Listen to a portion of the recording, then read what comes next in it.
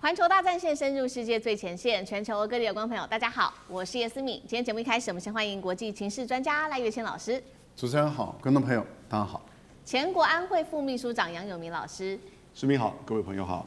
陆军退役少将李正杰将军。思敏好，各位观众大家好。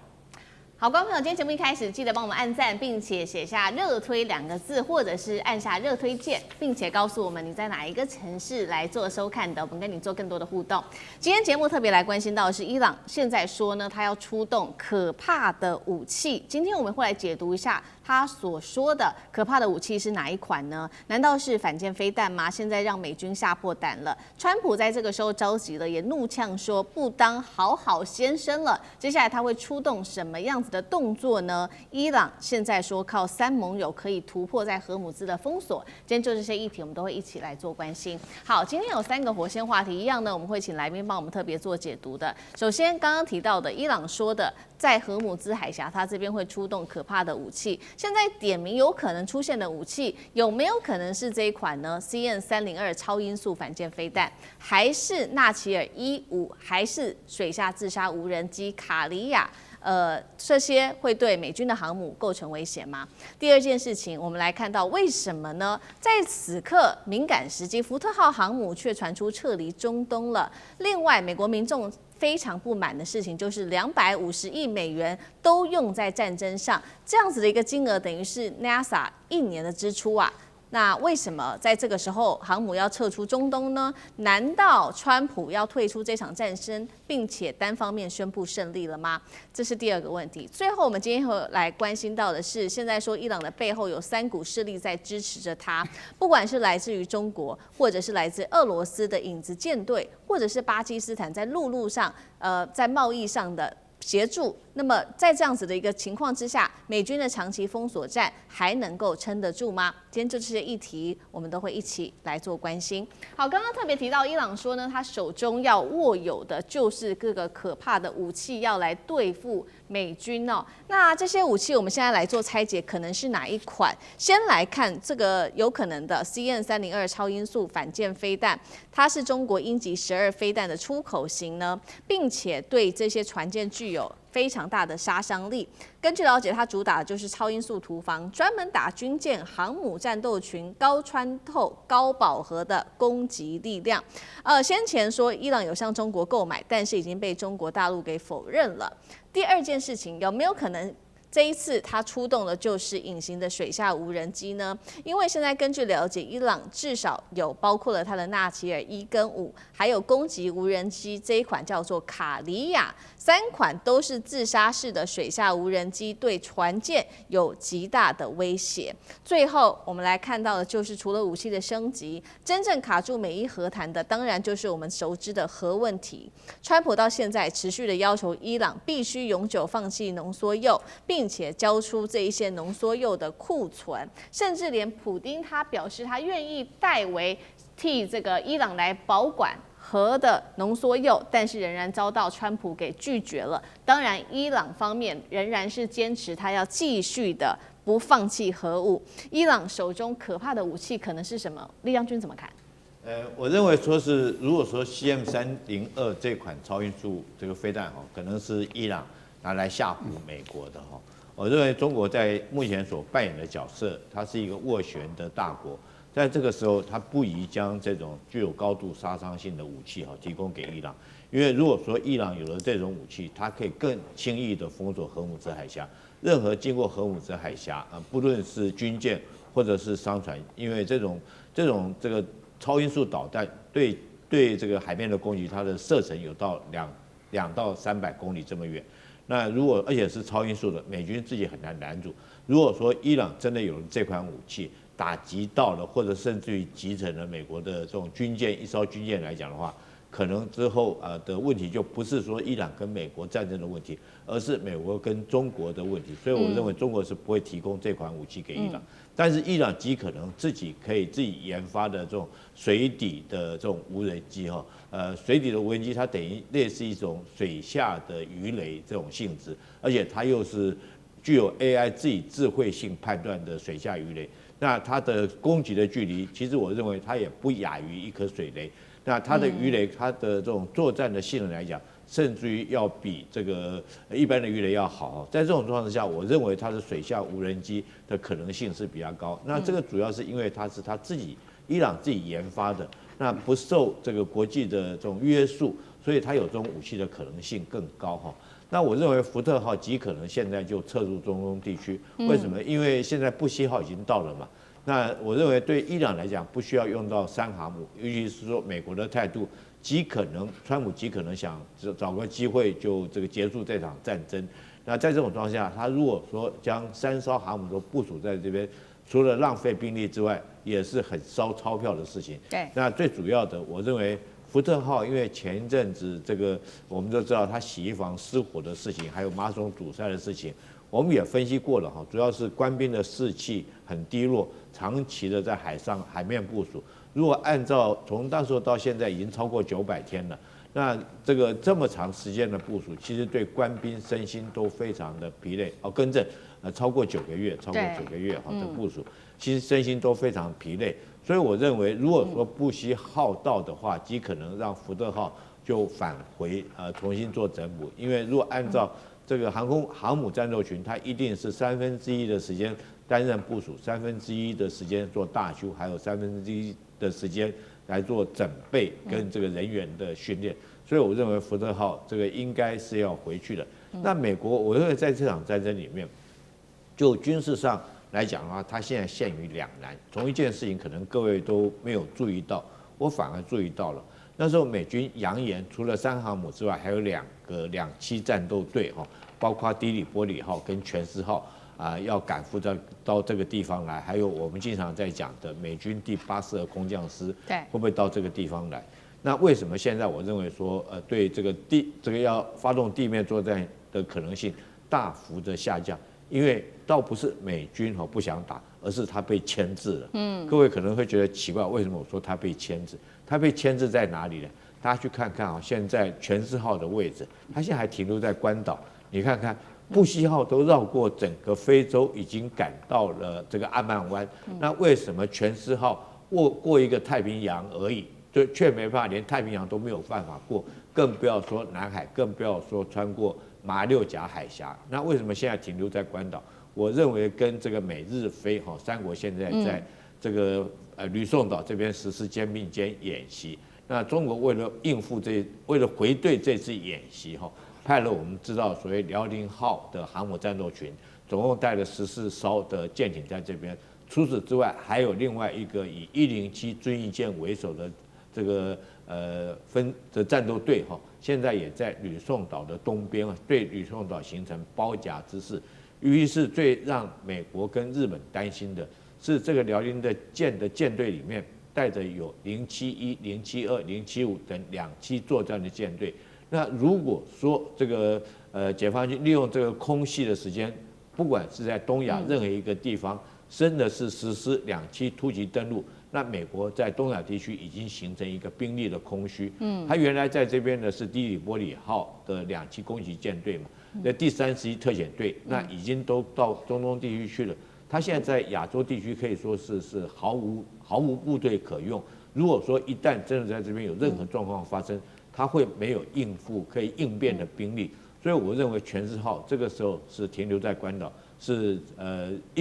应付。如果说中国大陆的辽宁舰队在这边有其他的动作来讲的话，它最起码还要可以应付。那你想想看，全斯号都已经被拘束在这边，被牵制在这边，那对中东地区可以说美军更没有可用的兵力。好，这个美军的部分，我们看到因为地缘政治的关系的牵制所以呢，在这个航舰上面、航母上面的布局已经被有所牵制了。所以呢，刚刚如同这个将军带我们看到的，因为布希号来了，所以接下来福特号就准备离开，这是主要的重点原因吗？等一下也请赖老师来持续带我们看。那其实呢，现在川普又最新做了发文，而且这次又在半夜这个3、4点他不睡觉，在网络上面社群自己发了这张照片，他手上观众朋友可以看到这个戴着墨镜，手上拿着长枪，并且背景是他要伊朗这个把伊朗给轰炸的样子，而且他说呢，我再也不会再做好好先生了，No more Mr. Nice Guy。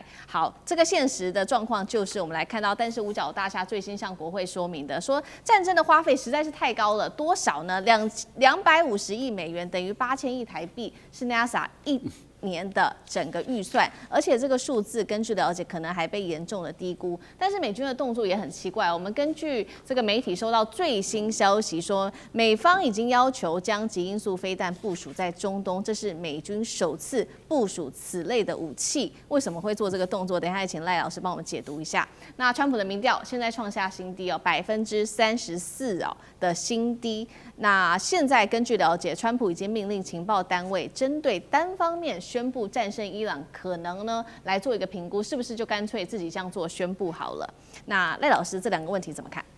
是这样子哈，因为福特号放在红海是毫无作用啊，没有任何军事价值，也没有任何军事作用，它是摆姿态而已，摆看看而已。原因很简单，航母战斗群的作战半径不会超过1000公里，啊，一般来讲啊，大概在650公里啊，绝对不会超过1000公里。而阿拉伯半岛的宽度就1000到1500公里，所以你从红海到阿拉伯海要进入到伊朗，你福特舰基本上来说是毫无作用，它打不到也飞不到啊。这个我们讲的就是伊朗，所以你要不就透过空中加油机。可是如果你要从福特舰来做舰载机的起飞，因为航母就是一个空中的移动的空军基地嘛，你要从福特舰做舰载机起飞，倒不如从约旦，倒不如从沙特，倒不如从这个阿联酋等这些空军基地来起飞，对伊朗进行攻击还比较有效。所以福特舰摆在红海是毫无作用，是它只是摆拍啊。为什么要摆拍？维持所谓的2个航母战斗群，因为美国传统以来对于所谓的区域间的战争，它通常都是2个航母战斗群。例如说，他当初在打阿富汗的时候就是2个航母战斗群。他在打伊拉克的时候，因为伊拉克要发动全面的地面部队的作战，所以他调了5个航母战斗群。可是5个航母战斗群中有2个是放在地中海，作用不大。那为什么会放在地中海？他本来想借到沙特，想借到土耳其，他想说土耳其是北约国家嘛，但是因为他打伊拉克的时候没有经过这个北约的同意，也没有经过联合国的授权，所以土耳其不让他借到，所以那2艘航母根本没作用，因为距离当时的伊拉克太远，没有作用，所以它唯一有作用的就是3个航母战斗群，那也就是在阿拉伯海，那时候是可以穿越曼德海峡，也可以穿越这个阿拉伯海就赫尔木兹海峡进入这个阿拉伯海，对于伊拉克进行攻击。所以我们可以很明显的看到，福特舰摆在那地方是摆拍。为什么离开？因为小布希号布希号到了，布希号已经到了，形成了2个航母战斗群了以后，这个时候我们才看到福特舰就走了嘛。所以福特舰是没有意义的，没有作用的。更何况福特舰再维持下去的话，它的军心士气会出问题啊。军官的维持已经越来越困难了，所以赶快让他离开，这是合理的。另外，您提到的有关于为什么把超高音速导弹都拉过去了，这是美国惯用的手法，它的目的就为了谈判，保持高压的军事姿态，保持高压的经济制裁姿态，目的还是要谈判，而不是为了要打。好，在这个谈判都还没有到来之前，我们看到美国持续做的事情，就是他认为说他要用长期封锁来困住伊朗，但是呢，没有想到伊朗他其实也有因应的方案，靠的是谁呢？其实就是靠他的3个他认为自己最强的盟友。第一个，我们来看到中国大陆，提供什么样的武器呢？包括他这边提到的说，美军部署可以帮助美军在这边部署相关的卫星资讯来协助伊朗做精准打击的判断。第2个是来自于俄罗斯的情报的提供之外，还有影子船队，可以让伊朗的石油避开这些封锁监控，持续的让伊朗的石油可以做出口。最后是巴基斯坦，开通了6条跟伊朗接壤的这一些陆路贸易交通，可以让他们的货物继续的运行。杨老师怎么看？那在这样子的一个情况下，美军的长期封锁会让伊朗还可以让伊朗屈服吗？我觉得不容易，因为我想大家都了解，全世界大多数的国家从战争的一开始认为这是一个非法的战争，就美国跟以色列在跟伊朗在进行和谈、核子协议以及浓缩铀问题的时候呢，伊朗都愿意表达退让，结果他发动斩首攻击，然后呢持续的轰炸。那其实这也是一个不只是非法，它甚至是个侵略战争。那在战争之前，全世界除了美国，大多数国家并没有制裁伊朗啊。那战争之后也没有跟着美国去制裁伊朗，美国也对于其他国家跟伊朗进行持续的贸易的关系也没有提出制裁，只不过是对伊朗的影子舰队的这个油啊，那开始在做封锁。所以呢，换言之，现在跟伊朗的这个互动，除了这3个国家之外，其他国家仍然大部分照战前的规模，但是呢是有减少，因为在战争期间可能不方便，当然也可能担心美国的态度啊，所以是有减少。可是3个层面，第一个军事，第2个经济，第3个外交。在军事层面，还是在战争之后有去跟伊朗互动的，其实真的应该是不多了。我个人觉得大概，最多你可以把俄罗斯放在上面，那可能大概也都是卫星或者是情报，某种程度大概有一些这种原料，也就是两用物资。中国大陆呢，战前的北斗的卫星定位，那在战后呢，其实也许还是有继续使用，但是那本来就涵盖有两用、商用的这种特性。那至于其他两用物项，像是比如说化学原料那等等之类，那这个基本上是有减少，可是并没有禁止，而美国也没有去拦截。因为你当两用物项真的变成军事武器的使用的设备或原料，那要相当长一段时间。所以在军事层面我觉得伊朗现阶段其实并没有来自于太多别的国家，也许俄罗斯。那经济层面，我觉得这3个国家都有帮助啊。中国、俄罗斯跟就是巴基斯坦，也不止他们3个国家。对。里海的其他的相关国家其实也有，伊拉克也维持的，也就是说大概维持了这种就是物流，然后呢贸易。那至于外交层面，现在这3个国家基本上都是在协助他跟美国进行和谈。俄罗斯比较积极的在去支持伊朗自己本身的地位。那然后呢，你看到不只是这3个国家，要包含埃及、土耳其，好多国家在外交上面其实都是要去寻求他们之间的和谈。那以及在某种程度上也是支持了伊朗。所以我觉得这样子分就比较了解。到现在为止，伊朗其实某种程度还是要靠自己，在军事上。那经济上呢，大概能够延续更长的时间。外交上，它其实已经有一点立于不败之地。当然，这个更大的关键是美国的军事行动的这种不利，所造成他自己在谈判上会这个处境比较困难。好，谢谢杨老师。那我们休息一下，马上回来。地缘政治、美中之争、战略价值、强权崛起、小国生存，现在与未来洞悉事件走向，掌握世界脉动，全球观点尽在环球大战线。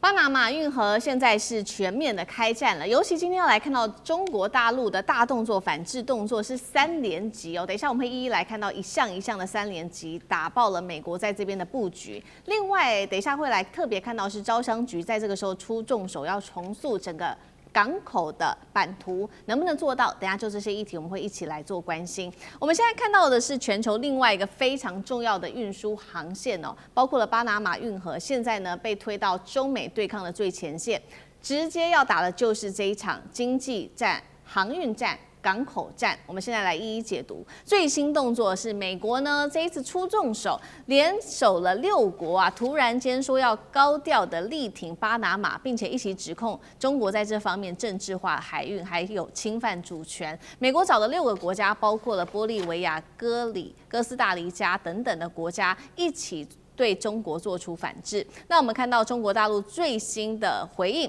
这是来自于发言人林健他说的：美方颠倒黑白，无中生有，并且长期霸占巴拿马运河，武装入侵。好，中国的3个反制动作，我们刚刚特别看到它的3连击有哪一些？我们来看到一些细节哦。首先，针对了港口的监督，现在做一个更全面的升级，也就是它做一个这个检查量暴增到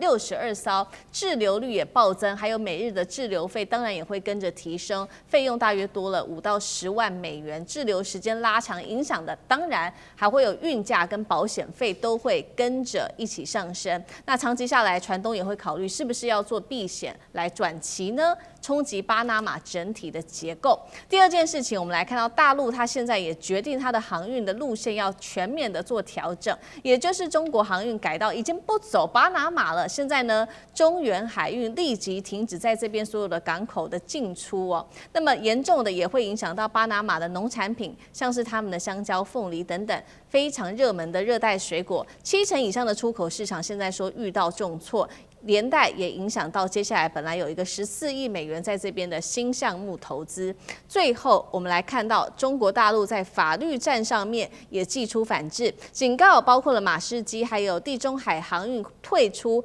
巴拿马运河两侧港口的营运。那么长和呢，现在还向国际商会仲裁院来提起了仲裁，而且说这边索赔金额最高达到了50亿美元。刚刚特别提到的招商局现在准备加入这场收购财团，联手中原海运，希望能够抢下40个港口的资产。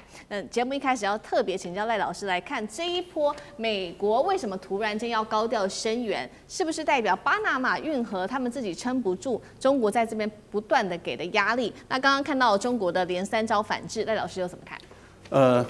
不但是巴拿马撑不住，美国也撑不住啊！因为巴拿马现在痛苦万分。当初他这样做是因为美国要他这样做嘛，尤其是美国的卢比奥啊，直接就亲自介入了，也到巴拿马去访问，就是要巴拿马那么违法的啊去没收中国的资产。违法的没收中国的资产，那中国是一个大国啊，怎么可能不反制？那巴拿马的政府、巴拿马的总统，他们自以为是，以为说有美国人当靠山啊，没有什么好怕的，所以他们就下手了。而中国大陆之前是有先经过外交斡旋，啊，也提出警告，然后我们也看到长江合记本来还想屈服，啊，要找这个美国的一个基金，然后要介入，要卖给他，被中国大陆说你试看看啊，你看现在大陆。美国中国大陆有个 Money 啊，他也跑到新加坡去挂旗，现在也被终止了。换言之，也就是说，这一些会影响到国家利益、出卖国家这个利益的这些企业、组织、个人，都会受到政府的制裁。长江合记很快的他就知道他犯了错，就回过头来，那现在当然看起来巴拿马的政府他已经出大状况了。出了大状况以后，美国也没有给巴拿马钱啊。坦白说，你美国你可以在这个伊朗的这个战争烧掉250亿美元，你就随便拨个50亿、100亿给巴拿马政府，你就会养他嘛。你养他的事情不就过了吗？美国人不是这样子，美国人不会从口袋里面掏出1毛钱，他只会想办法从你口袋里面掏钱放在他的口袋，但是他用的永远是利用别人。来去打击。好，现在大陆的最大的致命伤在哪里？在于我们看到，第一个就是你只要挂巴拿马旗的船到中国大陆来，基本上的检查会比较严一点，那就考验很多船公司，不管你是地中海航运，那是很大的船集团嘛，还有马士基也是很大的船集团，台湾也有很多船公司。他的船挂的就是巴拿马旗的，那你现在你要不要再挂巴拿马旗？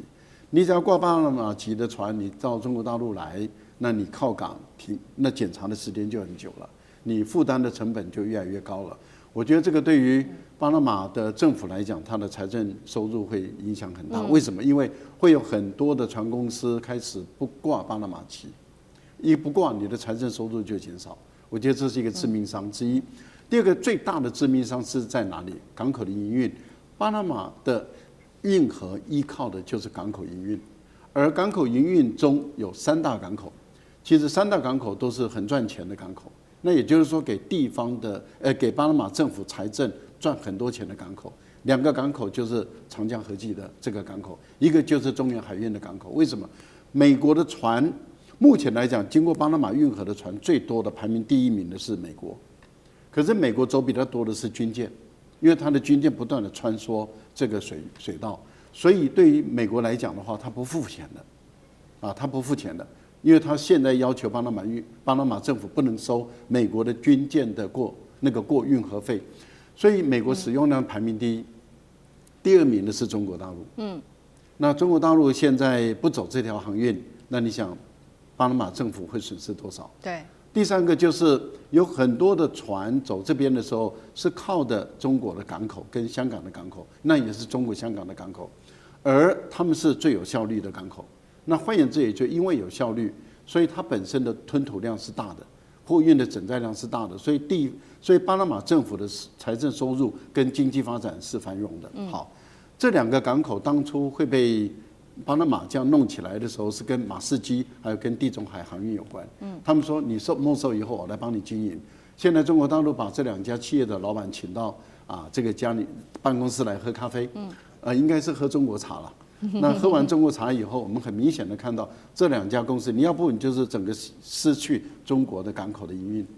你要不你就是不要经营这2个非法的港口。那当然，这2家公司怎么敢经营这2家港口？这2家港口没有经营，那就荒废在那里。这对于巴拿马的政府的财政收入跟它的经济发展影响很大。那中国的海运自己也不走了，港口也把它停在那个地方。那请问一下，你巴拿马政府怎么应付得下来？所以我个人觉得，美国找到那6个小国，6个小国，各位观众朋友，您再看看盖亚纳讲的那些6个小国。它对于中美洲跟拉丁美洲，它是没有任何影响力的，所以那就代表什么？美国这么一个大国，能够产生影响力的，竟然这么有限，可悲啊！好，同样的问题也特别想让将军怎么看？现在看起来，巴拿马已经变成中美对抗之下的牺牲品嘛？对，巴拿马运河其实对美国是非常重要的哈，就像是赖教授刚刚所讲的，美国军舰在那边走来走去，美国军舰它是为了巴拿马运河而量身定做的。各位可能不知道，在2战时期的时候，美国的像密苏里号这种主力战舰，它的船宽只有32公尺。为什么船宽32公尺？它就是为了要通过巴拿马运河，因为这边是大西洋，这边太平洋。那32公尺对主力战舰，我讲一个数字日本的大和号船宽是多少？40公尺，你就知道它为什么将自己船做这么窄，做成一条这个流线型比较细长的。那当然，巴拿马运河对美国来讲具有它战略的重要性。所以美国一直要控制这条运河。那之前我们晓得，就是林健所讲的嘛，美国为什么是曾经对这个巴拿马运河巴拿马这个国家曾经武装入侵过，他就是派他的特遣队把他的总统诺瑞嘎直接抓到美国去审判。我们都知道这一段的过往的历史。那这次事情发生怎么样呢？因为巴拿马运河后来就变成由民间商运来经营，那由长和集团标到这个标，分别在巴拿马运河的2端设立了港口。那其实这个相安无事也经营了30年。但是从川普上任之后，他就积极的想要控制巴拿马运河。他用什么方法呢？他就叫这个巴莱德去收购这个长和集团的这2个港口。但是收购你就收购嘛，但是没想到在今年的1月居然巴拿马政府配合美国川普，就由他们的法院直接裁定说是长和集团经营这2个港口是违宪的，就直接把这个长和集团没收了。那对中国来讲的话，他当然要维护自己国家的尊严跟利益，还有国家厂商他应有的权益要维持。所以，那你说过第一个就是打官司嘛，就长和集团继续去打官司。那第二个，你知道我们刚刚讲的巴拿马这个国家最大的软肋，也是他靠这个赚钱的，就是我们知道很多国家的船都挂着巴拿马的国旗，因为巴拿马的税金比较少，检查也少那很多船东我去这个挂巴拿马籍的话，我可以减少我的税也可以规避我自己国家对劳工的检查等等规范也降低了成本，所以他们都去挂巴拿马这个国家国旗，挂到什么程度呢？我跟各位讲，全世界有5艘货轮里面有1艘是挂巴拿马的货旗那巴拿马政府也因此每年可以赚3到5亿美金的收入，占他国家整体的收入将近到5%这么多，所以对巴拿马国家是很重要。那如今如果说中国对巴拿马的船只，事实上它是合法的就你只要靠到我中国港口来，我当然要去检查，我检查就很多东西可以检查，譬如说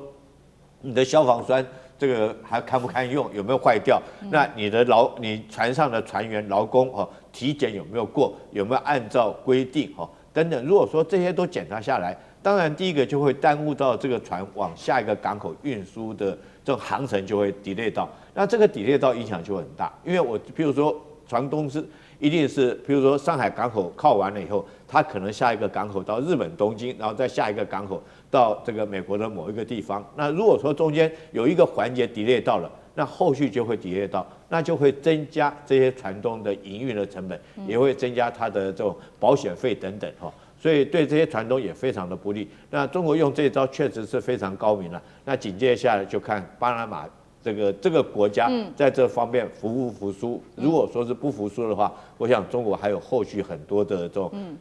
这个工具箱里面还有很多工具箱可以拿出来使用。好，后续的工具箱要持续观察。不过现在中国大陆出的3招这个反制，可以说针对美国跟巴拿马是这个招招致命的。除了3招中国的反制之外，在这个敏感时期，我们刚刚特别讲的彭博也爆料说，这个招商局联手中原海运反攻，要抢下40个港口。那现在也在说，刚好川习会快要到了，跟这个增加自己的筹码有没有一些关系？那老师又怎么看？美国国防部在去年公布了全世界有就是7大海峡跟运河，是他一定要掌控的。因为从英国到美国的这个海权霸权呢，其实就是掌控海峡。那7个呢，巴拿马海峡，然后呢，苏伊士运河，还有呢，直布罗陀海峡、白令海峡、马六甲海峡，以及新加坡海峡，还有呢，英吉利海峡。其实现在我们知道，赫姆兹海峡也一样的重要。对，所以美国现在在赫姆兹海峡等于就是被卡住了。他没有想到，以为赫姆兹海峡只是从海湾地区运油、运大宗物资，但是呢，它就影响到全球的经济跟能源。这是在军事层面那军事层面，我以上所讲的几个海峡，是不是美国的海军主要掌控？到现在为止仍然是如此，包含巴拿马海峡。那军舰穿过巴拿马海峡不用收费啊，这是川普的要求。所以，但是呢，美国现在把从川普一开始，中国的科技跟经济的发展就视为对他的霸权的威胁，所以就开始打贸易战、科技战。那现在就延伸到海峡层面以及港口层面。他也看到中国大陆在各个港口的，尤其是中远集团的掌握，因为很多其实港口是有好几个这个口岸，那好几个港口 piers，但是呢，有一些其实是1个、2个，有一些是整个就等于是租给中远来做，因为它有整体的这种规划。所以美国在巴拿海峡呢，就等于是把经济跟商务的等同于军事，但我觉得这是错误的。因为你已经试过要对中国进行科技战跟贸易战，搞到后来你变成川建国，对，拜振华。那你现在在码头或者是港口或者是海峡上面，同样是要去驱赶中国，结果你造成的是你经济利益的大幅的损失。那尤其是相关的国家可能会损失的更严重。而你有没有相对应的补贴或者是援助？有的话那就算了，可是没有。而它面临到全球连接在一起，港口再连接在一起的时候呢，那这个损失可能就更大了。所以我是觉得美国自己要认知到你在巴拿马运河上面的问题，其实你如果把它分为经济、贸易跟军事2种不同的，其实你还是掌控在军事价值跟这个航海的这个就是主权上面主导上面。但是呢，如果在贸易跟就是航运上面你要去阻止中国的话，到后来吃亏的还是美国跟巴拿马自己。好，谢谢杨老师。那我们休息一下，马上回来。地缘政治、美中之争、战略价值、强权崛起、小国生存，现在与未来洞悉事件走向，掌握世界脉动，全球观点尽在环球大战线。我们来看到中美科技战，这个 DeepSeek 现在说要撕裂 Q 也就是辉达的这个 Q 的护城河，能不能做到？今天我们做进一步的分析。那同时呢，华为的升腾950在现在全面反攻，而且呢，许多的科技大厂已经正式的向它下单，包括了腾讯、阿里等等。中国大陆 AI 现在要全面的去美化，到底进度发展如何？今天就这些议题，我们会一起来做关心。好，我们赶快看到的是 DeepSeek 这一款DeepSeek V4呢，在上周的时候是终于正式的亮相，是立刻的震撼了 AI 圈，因为呢，它代表不是只是跑在中国的晶片上面，而是呢从一开始就为中国的晶片而生。重点是来了，它是绑定华为的升腾系统的。我们要来特别看到的是，在绑定了之后，我们就代表说，美国的过去策略呢，用这种限制啊、封锁就已经失效了。过去卡住中国大陆的 AI 命脉，包括从这个晶片 A100、H100、H20到 H200，大家还记得吗？一路的做封锁。那现在呢，我们来看到有 DeepSeek的 V4 这一款发布之后，中国大陆的 AI 就明显的出现了转向。那么呢，现在是全面的，我们来看到科技巨头，大陆的科技巨头全面的转向华为升腾950 PR 来下单了，包括知名的字节跳动、腾讯到阿里巴巴等等。那华为升腾950。PR 为什么这么受欢迎？我们也稍微看一下哦，包括它可以支援这种低精度、高密度的运算，性能是 H20的2.8倍，而且成本更低。模型它可以以模型的深度协同做设计等等。虽然它是略逊于 H200的，但是是符合现在大陆各种环境上面的需求。那现在其实更让黄仁勋害怕的就是，它是正面等于破坏了 QDA 它20年来长期建立的这个霸权。过去靠软体封死这个硬体的霸权，等于是完全被这个垄断，等于是完全被打破了。所以节目一开始特别请教杨老师怎么看了这个升腾，刚刚提到950 PR， 今年规划出货量达到75万颗，那美国则是 H200，一颗都卖不出去，代表中国大陆的 AI 算力已经可以自己支撑起自己的需求吗？老师怎么看？我们现在看到 DeepSeek V4 出来之后，一般大家的这个比较是认为它已经跟 ChatGPT 的4.5版，然后呢 Cloud 的3.7版其实是接近的，所以也就是说在效能上，在算力上其实已经不差西方的最新的。那更重要的是 DeepSeek V4 它出来只让华为跟寒武纪做测试，也就是过去其实像这种大模型出来，一定是先给这个 NVIDIA 去做测试，因为大家都在用 NVIDIA 的芯片呢，所以当然 NVIDIA 测试之后呢，才会知道它的效能结果。结果 V4 出来呢，它让华为的升腾，它让寒武纪去做测试，而且主要是华为。所以这个第二点就表示什么？就未来你用一个跟国际这个匹配的 DeepSeek V4，你所需要用到的芯片，已经不需要用到 NVIDIA， 而是华为就可以了。这代表整个中国的这 AI 上面的晶片，它走这样自主之路了。那第三个呢，就是它所使用的华为 CAN 系统，而不是 NVIDIA 的 CUDA。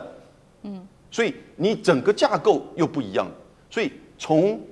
模型到晶片到架构，它就完全中国化了，而且自己的内部的产品，它内部的这些就是支持。那更不要说所有的 AI 最重要的，我们刚刚讲的第4点，那就是电力，对不对？所以整个中国这当然是最强的，在这个电力上面。那这个其次之外，所以 DeepSeek 出来之后啊，当然升腾这个950 PR 它规划出货为什么75万颗，它就是配合了现在不止 DeepSeek， 其他的就是一些中国大陆的大模型也开始采取这么做。那也就是说，它代表的是中国自己从芯片到模型到整个架构完全自主化。那它的算力又不比国际上的差，而最重要一点，它开源。它开源的情况之下呢，它其实不止在中国，在世界其他地方，你就用它的架构，用它的模型跟华为的芯片来调制成适合你需要的 AI 的需求，这都做得到的。而且最重要的是，你看我每次都讲个最重要，越讲越重要。它便宜，它大概只是就是它每个 token， 它用不管是 Pro 版还是 Flash 版它尤其那个 Flash 版，只是就是 ChatGPT 的1%的价格。所以你既开源又便宜，然后呢，你又可以避开美国的这个掌控，不只是在中国大陆，在全世界，它现在都打得开它的市场。那同样的问题也请教将军怎么看？有没有可能来超越在美国目前的发展？我们之前一直很怀疑哈，这个原来中国一直要买 H20的这款NVIDIA 的 H20这款晶片哈，但那时候美国不卖，对，后来黄仁勋经过运作，他要卖，不但要卖，还说要卖 H200更高阶的晶片，但是变成中国不买，我们就觉得很奇怪，为什么中国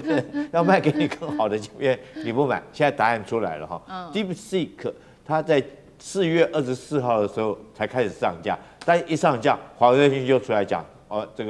个真的是很紧张。为什么很紧张？因为 DeepSeek 所有用的晶片，它不是 NVIDIA 系列的晶片，它是升腾的950的这种系列的晶片哈。那他们也经过研究，发现950的这种系统的晶片来讲的话，它当然效能平常讲，那还没有 H200好，那更不要讲 Blackwell 那个等级的了哈。可是它比原来要买的 H20要好很多。但是关键在什么地方？就是说我够用了。对不对？对我来讲，我如果说要使用者来讲的话，我可以使用的更便宜哈。就是我使用者来讲，我用每个token 来讲的话，可以比较便宜，而且我不需要用到这么高的计算性能，这是第一个哈，这是我成本的考量。那第二个来讲的话，我觉得就是你现在不是一个芯片好坏的问题，而是你整体的系统的一个架构彼此之间能不能够配合。我举一个我们军中的例子，譬如说印巴空战的时候，这个巴基斯坦，你说它的这种歼17战机有没有印度的这个就幻象战机哈要好的？我觉得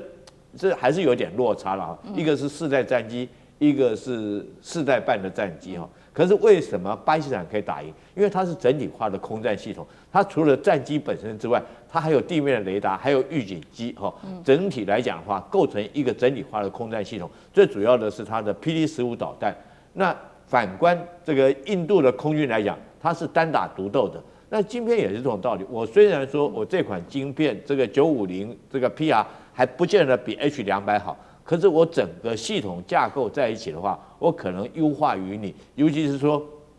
它采取的是开源系统哈，那你可以各企业按照自己的需求来做相关的规划。所以说，为什么这款晶片哈，这个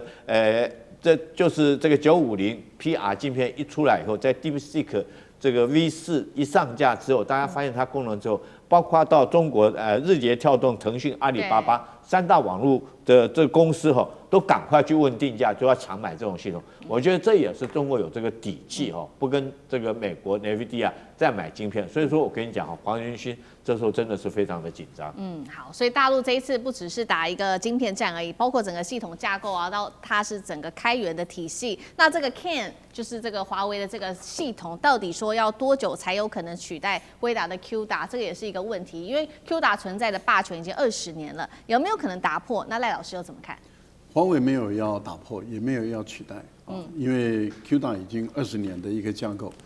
本来黄仁勋他们花了20年，因为之前的 AI 也并没有说到像现在这样子，几乎每个人都在讨论，每个人都在使用，几乎没有。之前还有很多基金，很多人都在怀疑说 AI 到底有没有未来啊？那当时的结构是这样，所以他花了20年，好像建立了一个世界，这个体系就是他的体系，因为在这个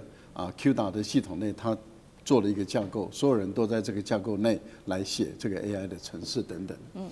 但是现在的中国的做法，你看短短1-2年内，就把黄仁勋所用20年所建立起来的这个架构把它撕开了。为什么？因为大陆的做法很简单，华为它是采用这种低价格的方法。那也就是说，你不需要花那么多的钱，你不用进入这个 QDA 系统。你用我的 CAN 系统就可以，然后我的价格很便宜，所以他用价格来引导很多的工程师、技术师，因为我们刚刚讲的这个系统不是我们一般的消费者所使用的，对，是工程师、技术师所使用的。他把这一些工程师跟技术师说，你尤其是那些财力不是很雄厚的那你或者很多小的公司、中型的公司说，你们都可以不用走这个路，你可以走这条路走。那这个部分里面，他帮你解决问题了，所以他们可以从 CAN 的系统里面来。另外一个地方就在于，你黄仁勋所建立起来这个系统，我们从底层里面来捞，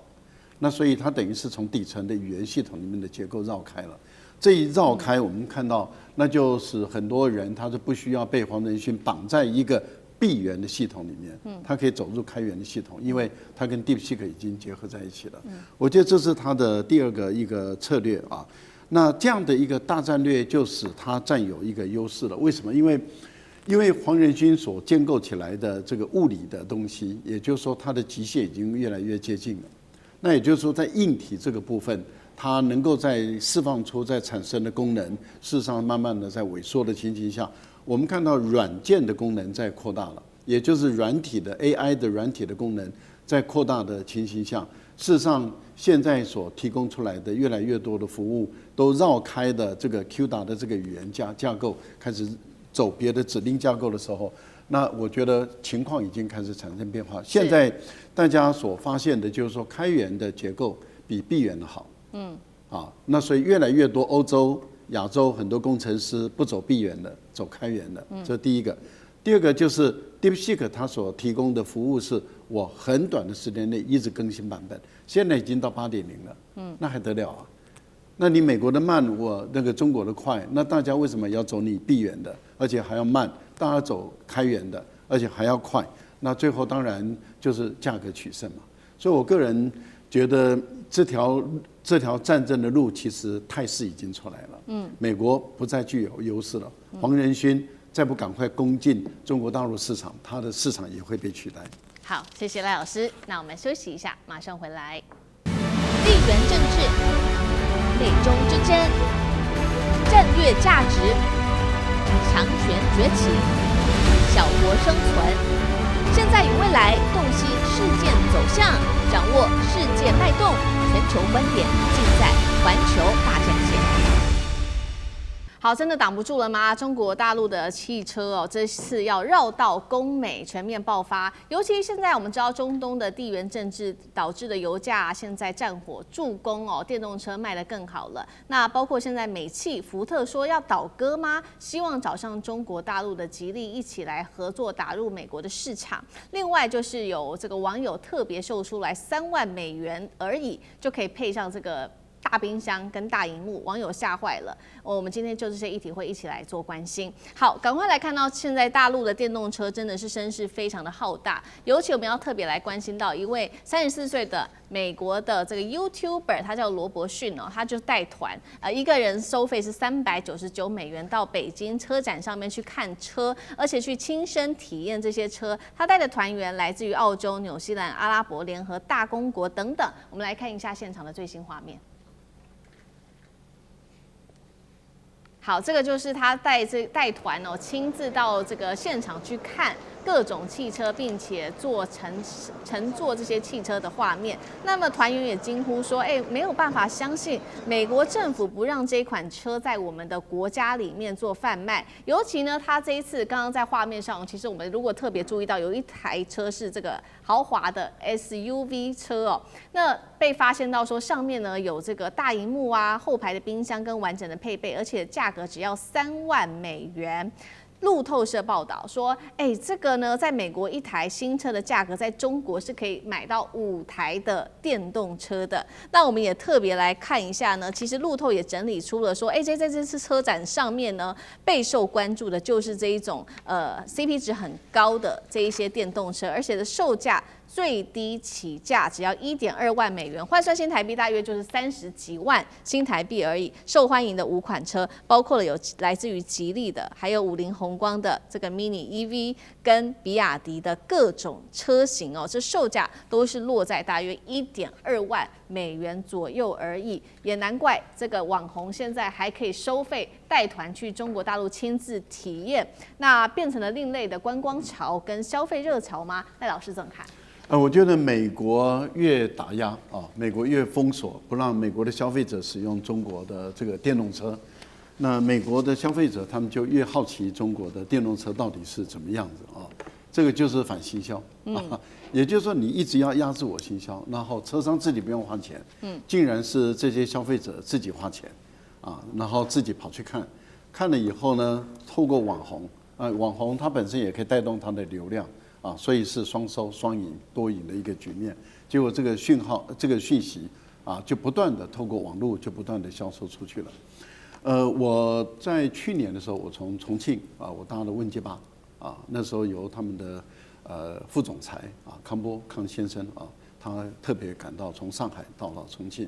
然后他就示范演示一次给我看啊，就是什么叫做中国的智能型的电动车。那我们特别挑，我说那我可不可以要求在重庆下班时间啊，因为最繁忙的时候，对而且我要测试他们的智能到什么程度，所以他们就从车厂一直开到市中心啊，我所指定的一个点，他不但可以选择判断哪一条路最好走，他还可以这个超车，就是该超的时候超，该停的时候停，该减速的时候减速，然后中间的整个路途中，摩托车钻过来的时候，它完全可以感受得到，这就是智能驾车，而里面的舒适度跟电影院，甚至你可以后面可以隔音，然后变成家庭的卡拉 OK。它可以完全都做起来。然后不同的位置，它有不同的音响，有不同的视觉，所以每一个人可以选择自己想看的片子。是而且相互不干扰，在一个这么小的空间内。各位想想，大陆的电动车发展到这个程度，然后我们台湾的民众一无所知，因为不能进来，所以都只能够透过这些宣传，透过像我们这样的去亲身体验过后来说的。美国这么多的消费者都不能够买得到，一无所知，也这些网红就看到商机了。所以你看，消费者自己花钱，自己跑去体验，对，网红带着他们赚了一笔钱，是，然后再经过他的行销，那个到全世界去，所以他的网络的节目受到很大的欢迎。对，车商不用付钱，1毛钱都不用付，就有很多人帮你宣传。好，这个是来自于我们看到这个网友现在也很懂得流量在哪里，所以呢，特地飞到中国大陆带团去拍摄这种各种的车子。那确实在网络上面造成了非常大的轰动。另外一方面，我们来看到，其实业者也有想办法，希望能够打入美国的汽车的市场，但是呢，用了哪一些方法？一共是3大招。今天带观众朋友稍微看一下，第一招就是它产品呢直接对标美国车子了。在来自于华盛顿邮报特别做的报道说呢，中国大陆开始卖这种美式风格的车子。我们看到画面上这种大尺寸的车子，就是美国人喜欢开的嘛。那包括了 SUV 皮卡，而且是3排座的。小鹏、问界、理想现在都全面对标要做这一类型比较大的车子。那第二招就是说，这个技术直接直插美国的本土，也是来自于看到的是《华尔街日报》的报道，说福特呢一度找上吉利，想要把他们的欧洲合作现在搬到美国。当然了，现在谈判还没有成功，还陷入在困难当中。第3招则是从美墨边境这边来做更大幅度的一个宣传跟渗透。现在在墨西哥这边呢，常常可以看到吉利。还有比亚迪、长城汽车，它的这些店码越来越开越多，都在美国的家门口，离美国非常的近，而且这个电动车的价格非常的低，2万美元售价，即使是有50%的高关税之下，仍然能拿下墨西哥市场，而且现在市占率达到了50%，这几招就能够美国挡得住吗？会不会可以攻进美国市场？那厉将军怎么看？中国汽车的制造真的是我只能超出我的想象的快因为我在年轻的时候，那时候讲说全世界的这种造车，大概第一个是讲美国嘛，美国汽车业本来就很有名嘛，然后之后是日本欧洲这几个车系，但是后来美国因为它车子大，耗油量很凶，所以很快当第一次的油价这个危机的时候，那日本车就攻占了美国的市场那当然现在我们也很意外的，现在变成中国车占领了全世界。销售额已经在全世界已经占了很重的一个比例。我讲几个数字给大家听现在全世界厂牌来讲，卖最多的车子还是日本丰田它一年全球的销售量可以达到1132万辆，是占第一的。可是你知道第4名是谁吗？第六名是谁？就是比亚迪，它卖了462万辆这个上汽是450万辆。那上汽它450万辆，它的意义什么呢？它虽然说名列第7可是它已经超越了福特了那第9名是吉利411万辆它已经超越了本田。所以说，如果说中国制造的这三家车行加在一起的话，事实上已经远远的超越了丰田哈。是。那中国之所以能够做这种，我想说，大概就消费者的立场来讲，我当然要买的东西是物美价廉哈。那中国汽车刚好可以做到这3点。物美，我们讲物美好了。这个第一个我们看到哈，这个美国人喜欢开的皮卡哈，它有这种粗犷型的皮卡，它 SUV 甚至于设计的做的跟坦克车一样，让你满足你的那种这个英雄气概的那种感觉哈，这是它物美。那之所以内部的装潢，那就更不用讲了。那我们讲价廉好，你看这个它如果说是你这个平价款的话，它的这种5辆汽车，它售价可以大概1万块，美国将近可以在美国1辆汽车它可以买到5辆这种汽车价钱，所以我觉得中国汽车哈在这个美国来讲的话是势不可挡啊，必然会攻占美国的市场。好，我们看到中国汽车确实这个物美价廉，所以呢，其实民间也特别研究机构做了一个最新的市调。现在说美国人愿意重新考虑买中国大陆的汽车的，现在说已经最高达到了30%，但是当然了，美国国会现在还是挡住的。那另外一方面，另外一个消息是中国车企不只是拼价格，他们其实呢也开始用这些西方的人才来去在当地落地。它就是小米，它的研发中心现在设在慕尼黑，那从 BMW、奥迪、Porsche 等等。Benz 等等来挖角他们资深主管跟顶端的设计师，把自驾完全打入在欧洲，极力目标出口要达到150万辆。杨老师怎么看？西方车厂会不会被迫，也不是被迫啊，就是慢慢的往这个方向向中国大陆靠拢？其实不是慢慢的，是已经落地了，已经去跟中国合作了。那我亲自去过北京车展，前年2024年，那当年我也去过小米的。在北京大兴的工厂，那个时候只有苏7，现在 U7，以及它那个 Vision GT 都出来了啊，那个概念车的超跑。我觉得其实大家可能一定要理解哈，现在不是什么中国的车系到外国去，然后呢跟对方合作，然后吸取对方的经验，然后都不是完全倒过来了。现在这奥迪跟上汽，宾士跟整个中国大陆的叫 Momenta。然后呢 ，VW 跟一汽 ，Toyota 也跟当地的合作，为什么？3个特点：第一个，全球的电动车已经是中国主导；第二个，现在不是只有电动车或者是电池或者是内装设计，是整个智能化的发展，才是真正的重点。第三个是整个供应链整体的生态系都在中国，所以如果你不到中国去，你根本不知道，人家这个一个 model 换进到另外一个 model 要2年而已。以前国际这些车款大概要花到4年到5年，你才从一个 model 到另外一个 model， 哦，就是所谓的改型换代，哦，那它现在2年，而且可能更快。这个2年不是只有外观改，它是整个智能的提升。我看了一个就是这个 TikTok 上的短片，一个女生在北京地下室停车场找不到她车子。他就大声喊：“小爱同学，你在哪里？”那他的车子对远处当然看不到了，因为这地下室嘛，888回应他。然后他就走，再叫一声：“小爱同学，你在哪里？”又888回应他，哎，找到了。然后他再喊：“好，小爱同学，你看过来接我。”他就自己转过来接他了。所以小爱同学就是小米的这个智能化的系统，这个智能化系统啊，以及供应链，这才是真正中国车系、中国车企整个它发展的最大的利基。其实不只是汽车了，所有的中国科技、中国制造跟中国市场，我们现在讲中国市场说内卷，好像有点负面，错了。内卷除了在价格竞争之外，它也在你的功能竞争，它也在整个的竞争。所以，而且它又是最大的市场，所以这些国际的车系，包含奥迪啊、